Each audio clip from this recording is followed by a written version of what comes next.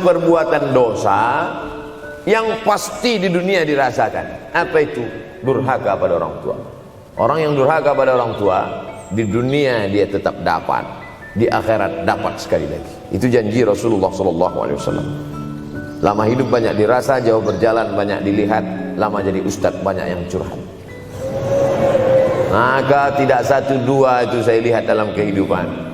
Hebat, rezeki banyak melimpah ruah, tapi jauh dari kebahagiaan. Apa sebab? Janji Rasulullah SAW. Orang yang durhaka pada orang tua di dunia sudah dapat, di akhirat dapat lagi. Dapat. Di mana letak keadilan Allah? Kenapa di dunia sudah dapat, di akhirat dapat lagi? Yang di dunia itu baru DP-nya, di akhirat baru kau rasakan cash. Oleh sebab itu jangan pernah melawan pada orang tua. Jangan pernah melawan. Apapun kata dia, jurus menghadapi orang tua ini tidak banyak, 3 saja. Kalau dia marah-marah, kalau dia cerewet, kalau dia ngamuk-ngamuk, pertama diam. Pulang kampung marah dia. Saya bolak-balik kirim uang belanja, kenapa kamu IP-nya 2,0? Diam. Yang kedua, diam. Yang ketiga, diam. Kalau belum bisa membahagiakan, jangan susahkan dia. Kalau belum bisa menunjukkan prestasi, jangan susahkan hatinya. Jangan sampai belum ketemu dengan wajah kita pun dia sudah susah hati. Baru nama kita muncul di HP-nya, kumat darah tingginya. Bunyi handphone dia lihat nama kita di situ, langsung berubah detak jantung. Karena ternyata bukan nama kita di situ dia buat. Siapa? Troublemaker. Oleh sebab itu jangan susahkan orang tua. Pulang. Tapi jangan ini jadikan alasan. Besok enggak masuk kelas, kemana? Pulang semua.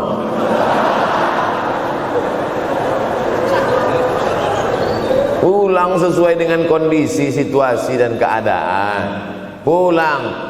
Kalau masih bisa membahagiakan dia apa?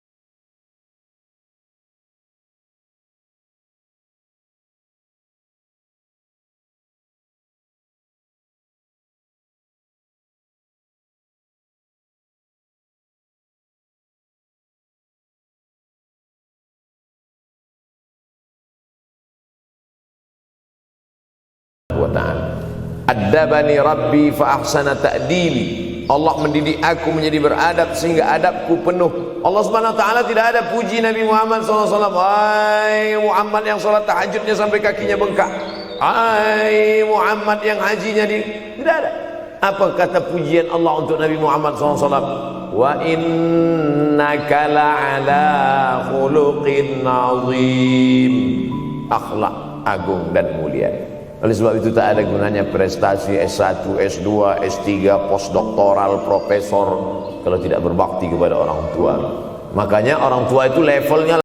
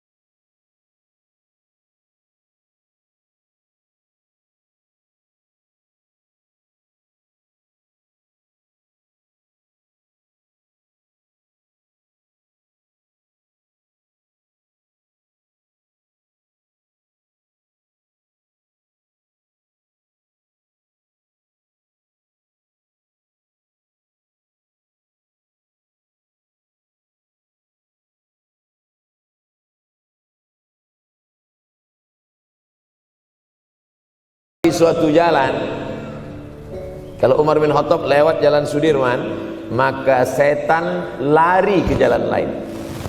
Ini ada orang satu perjalanan sama setan, ngaku kenal dengan Jibril alaihissalam. Makanya kalau baca hadis, satu hadis, tapi analisa dari hadis itu banyak sekali. Umar tidak kenal dengan Jibril kecuali setelah Nabi Muhammad SAW yang bercerita mengenalkan. Dari mana Nabi tahu? Nabi dapat wahyu dari Allah Subhanahu wa ta'ala. Tapi ada analisa lain. Apa maknanya? Allah menggunakan kata ihsan untuk orang tua, Nabi menggunakan kata ihsan untuk Allah. Ihsan untuk Allah, anta'budallaha ka'annaka tarah, kau sembah Allah seakan-akan engkau melihat dia. Fa in lam takun tarah, kalau kau tidak bisa melihat dia, fa innahu yarak, sesungguhnya dia yang selalu melihatmu. Tidak pernah putus ihsan. Ihsan Allah kepada kita, tidak pernah putus pengawasan Allah. Bagaimana ihsan kita kepada orang tua? Tak pernah putus bakti walaupun dia sudah meninggal dunia. Makanya kita tetap membaca walaupun dia sudah masuk liang lahat, jam 2 malam bangun, Rabbighfirli wali walidayya warhamhuma kama rabbayani shaghira. Ada seorang sahabat Nabi namanya Sa'ad.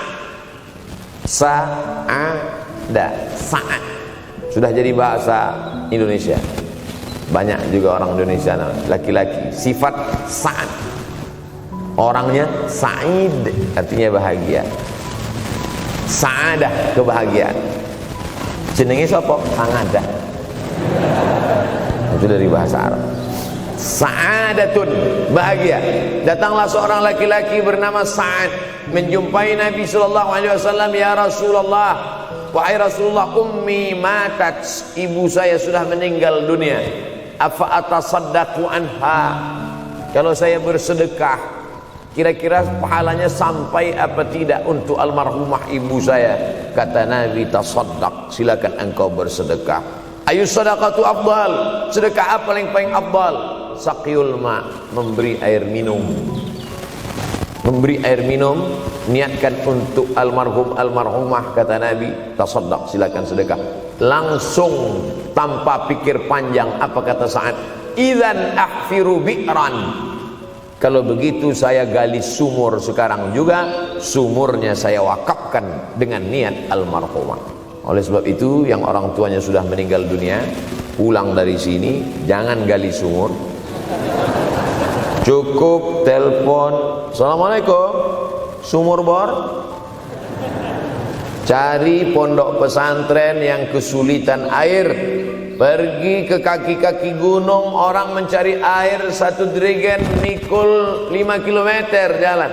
Di situ tempat minum lembu, kerbau, di situ juga mereka mengambil air. Cari, galikan, mengalir air sumur untuk mereka, mengalir pula sampai ke liang lahatnya. Itu bakti. Bahwa menyenangkan hati orang tua itu ketika hati dia terbuka, bahagia, disitulah pintu-pintu rezeki itu terbuka. Turun barokah-barokah itu. Buah kalau matang itu dijolok, jatuh. Dan menjatuhkan rahmat Allah itu, membuka pintu-pintu langit, mengetuk pintu-pintu rahmat dan ridha Allah dengan ridha orang tua. Makanya kata Nabi, ridha Allah fi ridhal walidain. Kalau Allah ridha, maka semua yang kau mau dia berikan. Orang kalau sudah ridha itu artinya senang. Orang kalau sudah senang, semua dia kasih. Apa yang ada di tangannya, itu dia berikan. Orang kalau sudah senang hatinya, semua dia kasih. Begitulah orang kalau sudah dapat ridha Allah Subhanahu wa ta'ala. Kita baru berharap dapat ridha Allah. Makanya habis salat subuh selalu diajarkan, raditu billahi rabba, aku ridha engkau sebagai Rabbku ya Allah. Apakah Allah ridha terhadap kita? STJ, status tak jelas. Cara mendapatkan ridha Allah, pancing dengan ridha orang tua, senangkan hatinya, terbuka pintu rezeki. Makanya sulit hidup kita, sempit. Dari kerut kening kita udah kelihatan. Kenapa? karena tidak ada ridha Allah akibat tidak pernah menyenangkan hati orang tua. Senangkan orang tuamu, jadikan dia seperti raja, maka rezekimu akan melimpah seperti rezeki raja-raja. Kiamat terjadi tapi belum sempat berbakti kepada orang tua, dosa belum sempat meminta maaf, silap dan salah berapa kali kita kencing di kainnya yang bersih, berapa kali dia tidak jadi tahajud gara-gara kita menangis dari isya sampai subuh pakai pengawet nangisnya.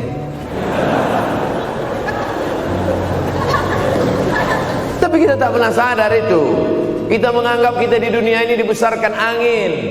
Kita menganggap kita ini bangsawan, bangsa yang hidup di awan. Berapa kali dia tidak jadi sholat duha gara-gara kita kencing. Berapa kali nasi yang sudah mau disuap masuk ke mulutnya tak jadi, bahkan dia tidak makan sama sekali. Dan berapa kali makanan dia belikan hanya untuk susu, hanya untuk menyenangkan kita. Pernah kita balas, dan dia tidak pernah minta balas itu. Datang seorang laki-laki mengadu kepada Nabi Muhammad SAW. Ya Rasulullah, ini bapak saya ini kurang ajar sekali. Bapaknya kurang ajar,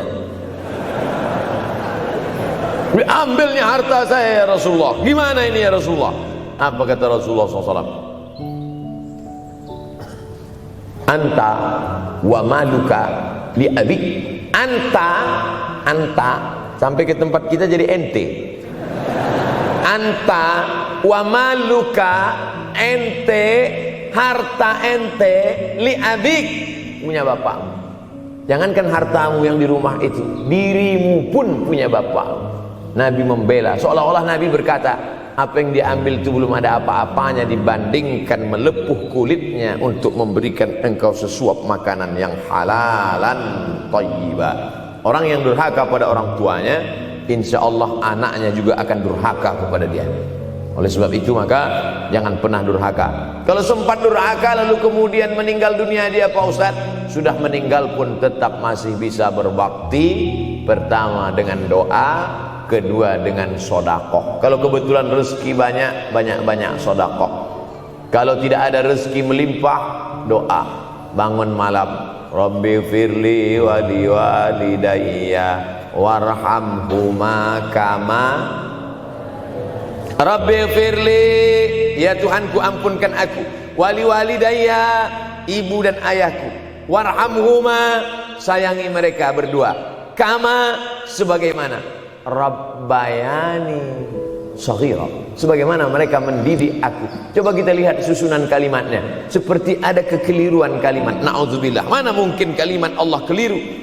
Allah ingin menegur kita, sayangi mereka sebagaimana mereka mendidik aku. Mestinya kalimatnya kan tidak begitu, sayangi mereka sebagaimana mereka menyayangi aku. Tapi ternyata sayang belum tentu mendidik.